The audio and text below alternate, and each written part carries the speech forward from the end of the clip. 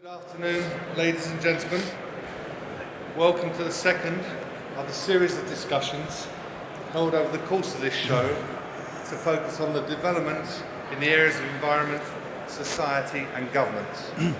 These are things that the CSSA have decided to move forward on for the foreseeable future to reflect the needs and concerns of our members.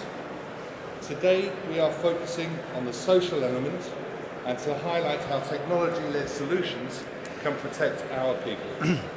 The format is to allow a distinguished panel of individuals to discuss progress in the area in an informal way. All the panelists have been recognised for genuine innovation following the CSSA Innovation Showcase.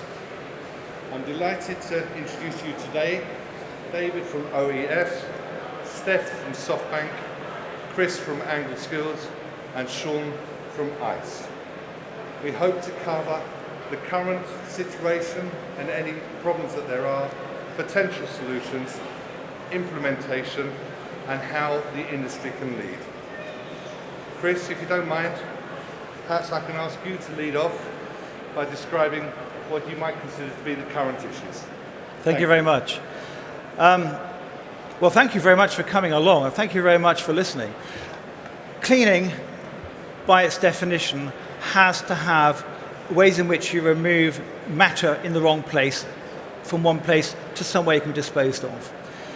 And I think that the issue, in part, that we look for is the fact that the cleaning agents, the chemicals, in other words, that are commonly used, don't only stay on the surface which is to be cleaned, they also fill up the air which we breathe. And if I was to say to you, for example, do you suffer from asthma? Do you suffer from eczema? In some small part, that could well be due to the cleaning agents, the cleaning chemicals, which are being used in and around you, and also to things such as dust mites and the environment in which we live. Because let's face facts. We've been on this planet as human beings for approximately 3.5 billion years. And during that time, since our evolution from a self-replicating green slime to where we are today, you might say that not a lot has changed, but for most of us, we take the point of view that we've actually evolved into this environment, into what we breathe, and everything changes. From the Industrial Revolution through to where we are now, we're now breathing in a lot more chemicals every day. From my own point of view, if, for example, I take Zoflora, which my wife loves, and she puts it over the surface, within a short space of time, I'm gasping for breath. That's because the evaporation of Zoflora from the surface, probably in a very high concentration, is causing me to have asthma. Equally, if I said to you, do you use things such as citronella? Well, if you use citronella and you happen to using ozone-generating materials, that will produce formaldehyde. And formaldehyde is actually very toxic. So from a very real point of view, the environment in which we live, the chemicals which we use, are very much part of where we are as social beings. And the cleaning industry has its hands into every part of the social fabric of society, importantly and absolutely correctly. But equally, we have to be aware of what it's doing to us and what can be done very really in order to be able to prevent these chemicals which are being emitted from damaging us. Now my esteemed colleagues on either side of me will no doubt say, well, that's my lead in, Chris, you should now pass over to me because I'll give you a solution. But just one or two things that I want to mention is that back in the Crimean War in 1865 where I was just a lad, one of the first things that Florence Nightingale did, she noticed that of the 1.6 million troops that went into battle, 900,000 of them died, but not from being shot, although they might have been. Most of them died from infections carried through the air. And airborne infection has in some ways come full cycle. And here we are with COVID-19, a small lipid-enveloped virus carried in the air, and which is being almost certainly all around us here today. And it's almost certain that to a large extent we are breathing it in. Unless, of course, my colleagues will tell you that they have the very thing that will remove it from the air that we breathe. But I do think laminar flow, turbulent flow, HEPA filtration systems, systems which remove air from one way to another. I think they're all things which are going to be, things we need to be talking about in the future. Is it working? Good. I can't agree more with everything that you've said. One of the major situations that sometimes we lose sight from is what we call the infection control loop. And we must always do that first. That's surfaces, that's hands or bodies, it's air. All three work together, and now we're looking at the fourth, which is environment. And as has just been said by my colleague here, one of the major problems is air. We can clean a surface. The main thing also in air is what it carries, what falls out onto a surface. Therefore, obviously the speed at which you're going to clean a surface, the regularity of it, also to prove that that surface is clean. Now from that, and from an air point of view, therefore then we're looking at what? We're looking at VOCs, chemicals, we're looking at bacteria, and molds, and mold spores, and bacterial spores. But also now, of course, with COVID-19, viruses. Now for many years, there's been one case or another where various things have happened, whether it's been MRSA, or whether now, as we've had this problem with COVID-19. So there's one or two things that you can do with it.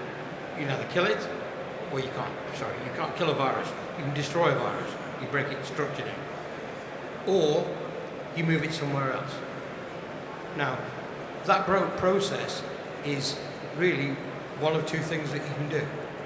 Now, in the situation of a surface, that's fabulous. We've got a whole gamut of cleaning materials and processes that we can use to clean the surfaces, giving extended periods of time before they're re-cleaned and redone, which will guarantee that. Two, we can also make sure that bodies, hands, and other processes can be kept clean, and we can also restrict the intake and the exhaust from the body with the use of masks. But what do we do when it's in the air? One of the major projects that we did in MRSA was, in fact, we were the first group to discover that MRSA was airborne. Everybody knew it, nobody had admitted it. In fact, I was told by a senior medico, don't mention it because the public will panic. But you had to remove it from air. So air is a vector all the time in what you're doing, whether you're scrubbing floors, whether you're cleaning surfaces, whether you're looking after yourself. The main thing about it, you've got to look at air, because that, only by doing that, as part of the ongoing process to complete the infection control loop, can you possibly hope to have any success in dealing with the actual problem at large. Steph, you had some research on that? Yes, so I'm Steph Bensley. I work at SoftBank Robotics. Just to build on David's point, is that we did a study of air quality in a number of corporate offices across multiple floors, putting air sensors all around, measuring everything from CO2 to dust particles, measured at the PM10 and PM2.5, which is like measuring the size of the dust particles. And at 10 and 2.5, these are the levels that when you breathe in, if you breathe in too much, it's the type of stuff that causes asthma or illnesses and things like this. And what we did is we looked at what's the current cleaning environment like, and what kind of air particles are in the air, and then what happens if you change the cleaning parameters, and what impact does that have on the air. And we measured for 2 weeks in one environment and 2 weeks in the other environment, and we had 200,000 data points, because we were measuring every 5 minutes. And what we found was that the reduction in dust particles between before and after was between 50 and 80% just from changing the cleaning regime. Now, we did it through automation, through robotics that were basically cleaning all the floors consistently, and you can see it repeated, and you can see reports. But the point is that you could do it manually, it's just a question of cost. But if you do it properly, it can completely change the dynamics of the air in a room. And this now is linked to not only health, but also productivity. So I don't know if any of you have heard the Harvard Business Review. It's like in the US, Harvard's one of the top business schools, and they do studies of different topics. And they just released in September last year a study showing that dust and CO2 in the air reduces the concentration levels of people who are working then in those buildings. So if you're in a corporate office, the employees or the tenants, their brain capacity, their concentration levels fall when dust is high and carbon dioxide is high.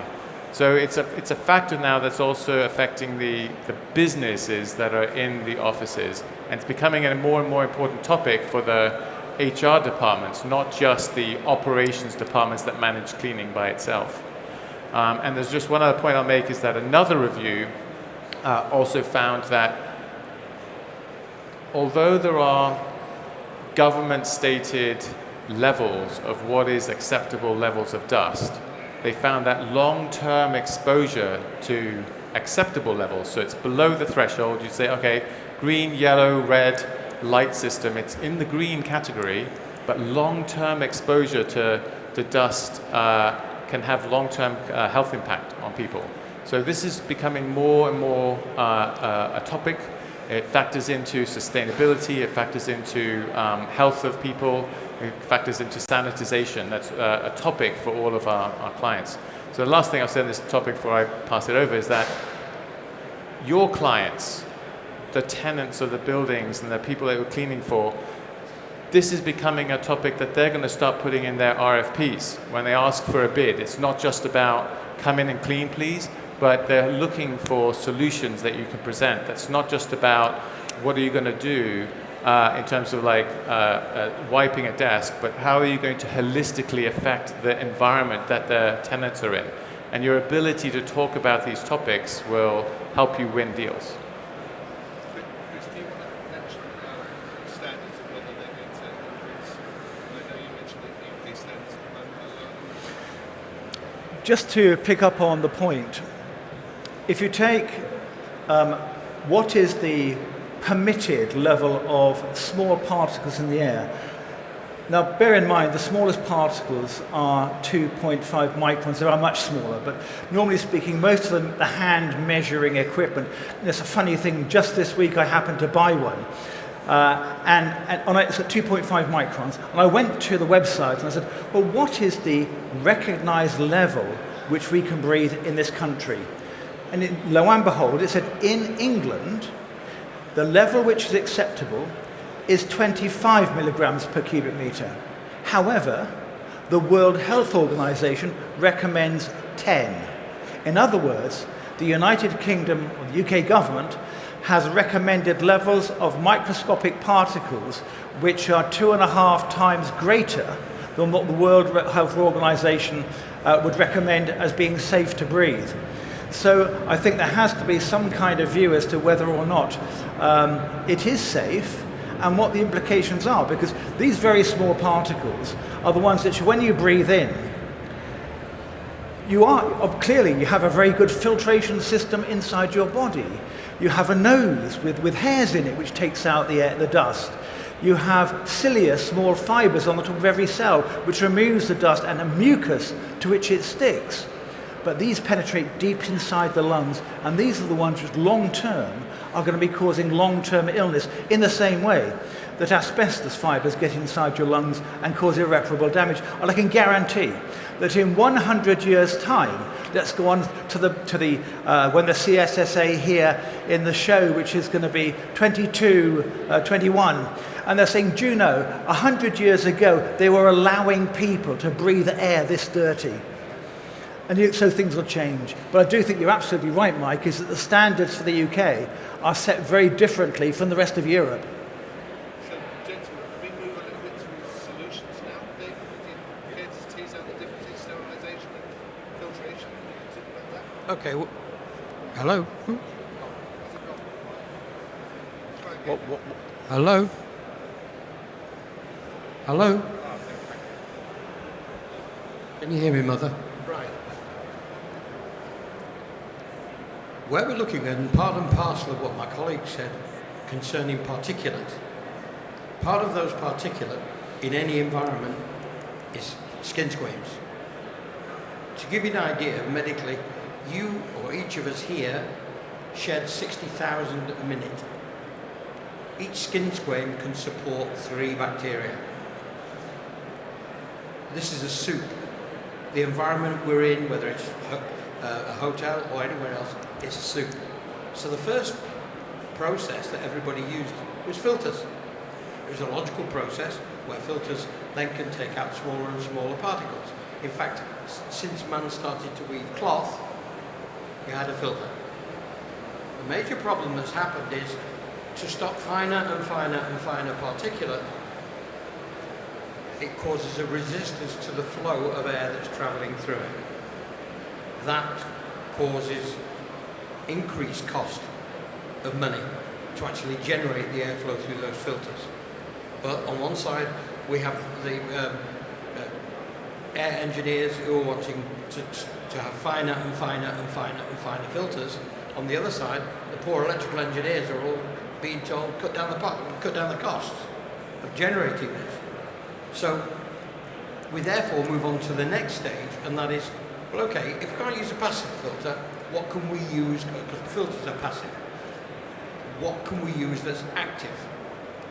And over the years, many, many different processes have been put forward. When I first started 40 odd years ago, we looked at the situation of using ozone as a means of being able to ionize as an iodine gas. People found out very quickly, of course, it was toxic. So step change, let's think of something else.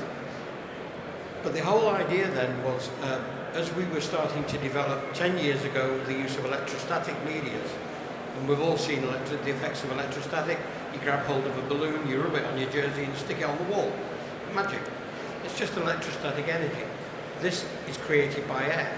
So if we can therefore go forward and either use electrostatic media to put things through, the charges in that will then make things stick to it. Simply that, without getting technical. As we therefore have gone on further, we're now combining technologies whereby you can use something which is going to generate charges, not necessarily ionization, but you generate a charge, in which case all the particulate that's coming through, or whatever you've broken down, is then attracts those charges. You've then got a charged media, a charged particle, now trying to get into a charged media, a bit like 2 magnets. It sticks together. Because the only problem with passive media is what we call the least significant particle. What's the smallest thing that will really get through it? And it rattles all the way through. By incorporating electrostatic energy with a means of being able to break projects down and break components down and charge them, gives us the best environment we can get. And when we combine that with either pre-filtration, post-filtration, it's a combination.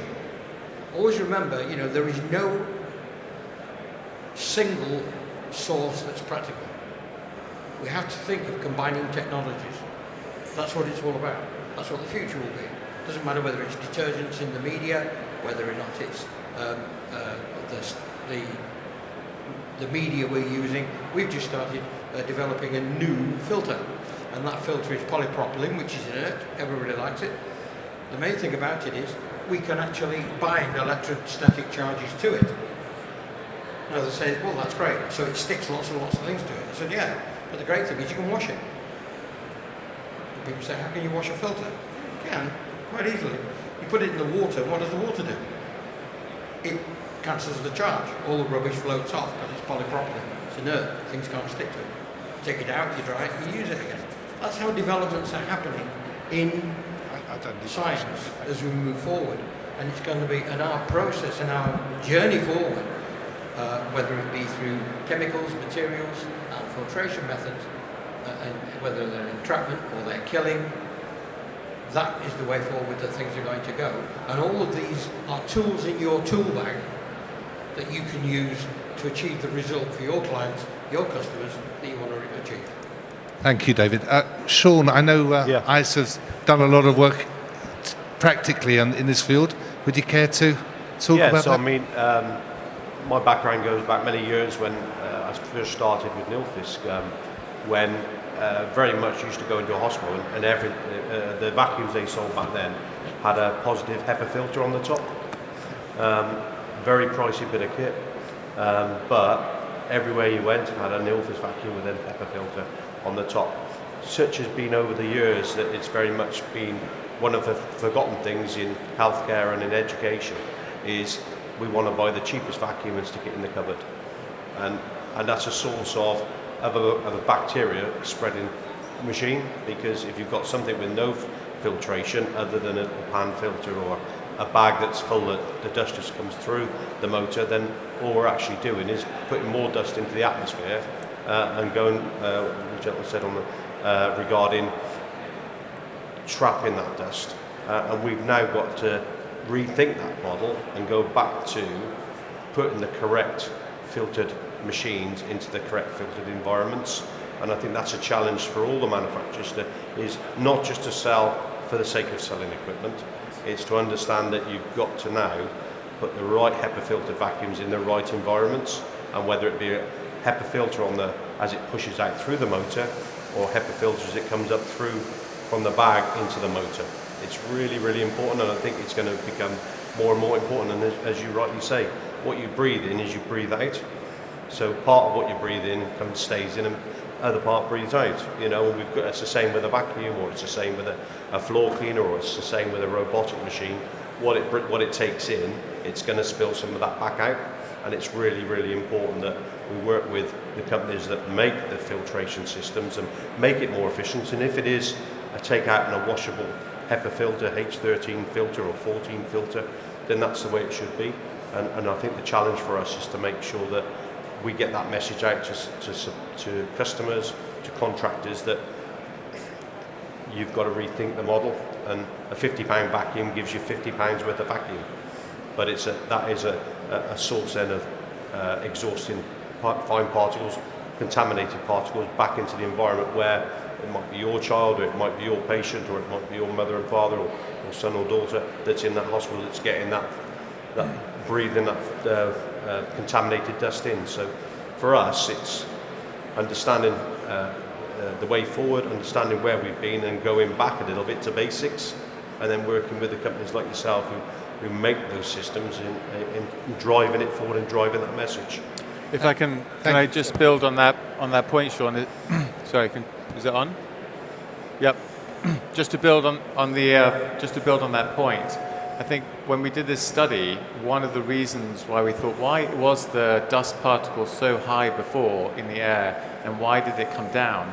And I think it's because of that. It's a combination of using equipment that didn't have filters in it, and it just sends it back into the air, and then later, when overnight the dust all falls onto the carpet, and then the next day when people come in, they walk along the carpet and it agitates it back up. It's like when you look through a window when the sun's shining through it, and sometimes you can see those dust particles in the air. How do they get there? It's because it's come up from the carpets where you're walking. And so if you have good equipment that has these air filters on them, and supplemented with other stuff like air filters on the side of the walls, that's the kind of thing that can make a difference. Today, a lot of vacuuming of carpets is done on a spot cleaning basis, so you're not systematically doing the entire floor, which is why maybe robotics is one way to help to make that happen. But if you can stop it from going on the carpet in the first place with filters, or change the cleaning regime to cover the entire carpet and get the whole thing clean, when people walk on the carpet, it won't agitate it back up into the air, and then people aren't breathing it and having the asthma or the health consequences or anything like that after that. Thank you.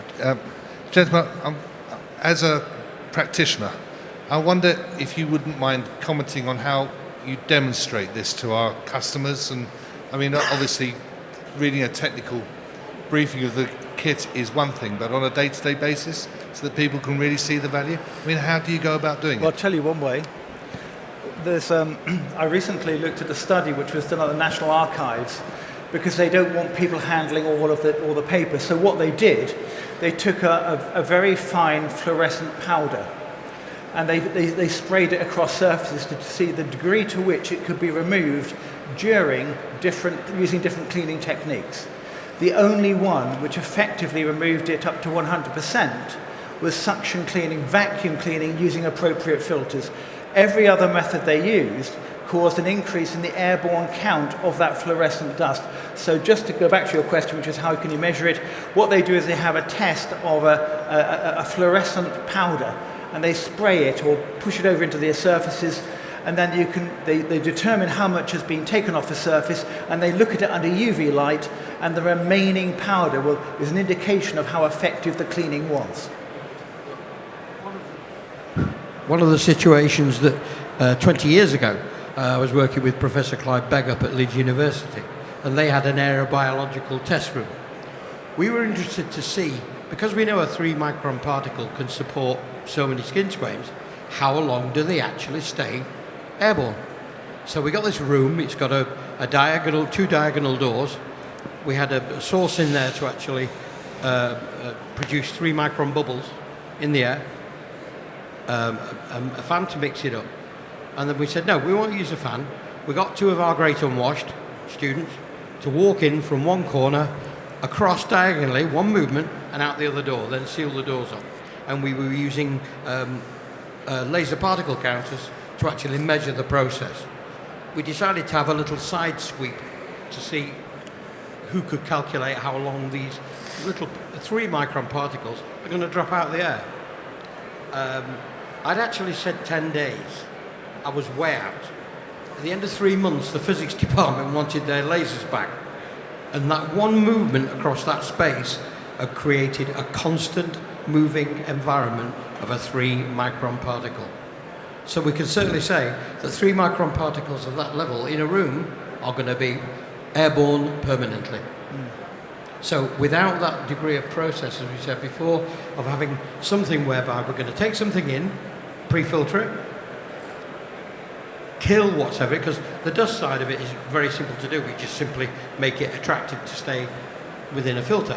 But where we're dealing with bacteria mold, mold spores, endospores, and in particular now viruses, we need to have some form of active system which is going to actively kill them and destroy them. We talk about killing bacteria and mold, but we should be properly talking about the destruction of viruses and virus groups, because they're 2 different things. They're working. We have a consultant microbiologist who I have a head-to-head with nearly every month in our meetings, because I don't believe viruses live. They're suprachemicals, being an engineer, and of course he's a biologist, so yes, he thinks they do. But the point is that, as I said back to it before, it's about particle and particle size, and where you've got dust that's constantly being thrown up into the air, it's one of the major problems with asthmatics of any condition. You can't put them in a dusty environment. You must have, even wooden floors need to be damp mopped and cleaned and whatever, simply to ensure that you can keep the dust out, because there's dust everywhere. Just to build on your point, what is this dust that we're breathing that comes off the carpets? We sent off a variety of dust bags from different locations into a lab to have it analyzed. The number one content, over 50%, was just carpet fibers, which you would expect. But once you kind of get past the expected carpet fibers that have broken down, you get into other things like, well, it's skin cells. Well, that's kind of normal and expected. But then you get into mold spores, dead viruses, bacteria, termites, and things like that. And the list is quite long, and you look at that and you think, that is not a good list. I don't like to think of that hidden in my carpet. But then when you start to think about the fact that when you walk over that carpet, you're agitating it up into the air, and it stays up there for, I didn't know it was that long, 90 days, a week, multiple days. It's scary in a way. And I think the thing that's really brought this to light over the last year, because of the virus, the COVID-19, is that people are paying attention to this stuff now. So your clients are beginning to think, what is a safe environment for our employees to go back to work? What is a clean environment? What's good for their health? I want to understand it better, and this is becoming a more and more important topic. And I think we're going to start seeing it as a requirement in RFPs and things, and looking for assurances from the Cleaning Institute. What are you going to assure me for my people whose health I care about? What are you going to do? How are you going to do it? And having awareness of techniques, of products or tools, robots, whatever it is, filters, how are you going to help me get there? That's why this topic's important. From my point of view, I don't think sterile air is not something which is achievable for the world as a whole. Neither is it desirable for the world as a whole. Sterile air, which means that everywhere you go the air is sterile, is unnecessary. We've been designed over 3.5 billion years to deal with particles in the air which we remove. The problem is that with increasing technology, the number of different chemicals we're using, the number of different chemicals we're inhaling is increasing, and there are very real concerns over the quality of indoor air. My colleagues talk about sterile air, which of course is critically important when you're talking about intensive therapy units, where people are absolutely required to have nothing in the air. But for the rest of us, for most of the time, it isn't needed. But what we do need to be careful of is that we do not overlook the science of air cleanliness. And I think if an industry has to take it, to grasp it and move ahead with it, it has to be the cleaning industry. Because the cleaning industry is best placed to be able to do it, not the environmental industry alone. So I think that we as a cleaning industry should take air quality into part of our agenda going forward, Mike. Thank you, Chris. Thank you, Chris. I'm interested to ask your opinion about how easy it would be to train leaders in the industry right the way down to operatives about this issue, whether it is being covered anywhere. Is it part of any of the apprentices? Or there is an apprenticeship currently going on. There's a number of qualifications which are available. But the notion that what we speak and what we put out into the air is invisible. First of all, much of what is causing the problems are invisible. And because they're not visible, we tend to disregard them. Being able to count them and to measure them objectively is what we now need to be able to do. It used to be the case that the audit of a premises used to be based entirely on it's visually clean, it looks clean. And visual cleanliness for years was the benchmark of cleanliness. We've now moved on.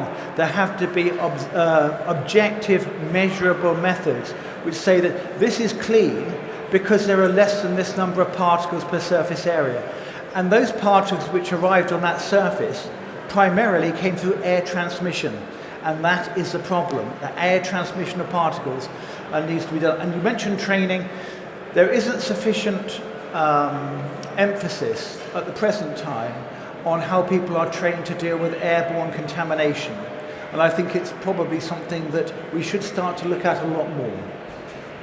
Thank you, Chris. I'm aware that there seems to be a dare I say, a general level of ignorance about this throughout. So presumably we just need to get the message out there. We need to publish more information. I think one of the important things is getting, rather than simple systematic overlapping passes to clean a floor, which we all know about and love, I think we also need to look at the air, how we're looking at managing the quality of the air in the rooms that we go as the cleaning industry collectively. And that means that the curriculum, what is taught, has to reflect it. So it's all for us to talk about it, but unless it gets through to what students are learning about, and the people that say students should learn about this, they should learn about microfiber cloths, they should quite rightly learn about filters, but they must now learn about air quality and how we're going to measure it, how we're going to monitor it, and the processes which are in place to be able to clean it. Yep, I totally agree. Any other comments, gentlemen? I would just say that there are a growing number of companies that are developing sensors and monitoring devices for understanding air quality. So When we did our test, our study, we used Samsung's AirThings. They've got a great air quality monitor, very easy to get. It connects to a hub. You can stream it up to a platform. There are a number of platform providers. We worked with a company called Infogrid that's based here in the UK, but there are tools and equipment that you can get to monitor the current status of air quality, and if you're aiming to reduce it, you can then show that you have reduced it by taking a before and after. And these things can stay connected. They can measure every 5 minutes, so you can do graphs and trends over time. So the technology is there. It's getting better, and so using that to help prove your case is a great way to do it. With that? Yeah. One of the things over the last year that we've been looking at very carefully, because of the cost of air quality monitors or decent ones, is to incorporate, this is happening from January onwards, into our equipment, a colorimetric scale built into the system, and it's monitoring the air as it does it. So if you go into a bad environment and it's poor, it'll give you red, one yellow, and then a cascade of green to know that you're within a workable area.